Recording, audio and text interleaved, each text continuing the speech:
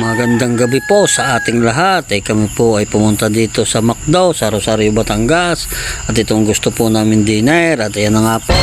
Anak ko ay pumipili na. Ako ko nang pumindot diyan. Ay lintik na yan.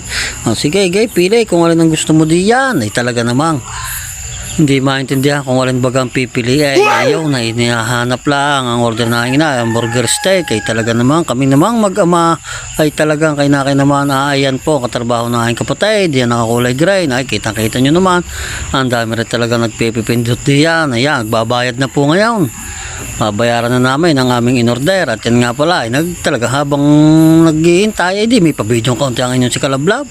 Ay siyempre may pabidyo pa rin ang mag-ama.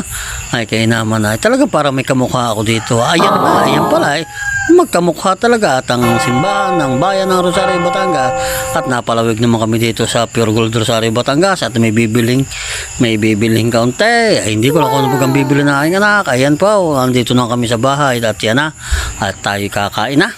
At kitang-kita nyo naman ay talagang kalaki ng manok talaga sa McDo. Ay kayo naman na ay talagang yaming-yaming. Yan na nga ay dumali na naman ang inyong si Kalablab. Dumali naman pagpapainggit ng subo. Ay kayo naman na ay mag-alok naman ng mga manunood. Ay kayo naman na ikaw ay talagang ang aking anak na bunsoy daling-dali rin ay taas pa ay kayo naman na ay talaga naman ay daling-daling maigay. Thank you for watching. I love you all. Mahal na mahal ko kayo.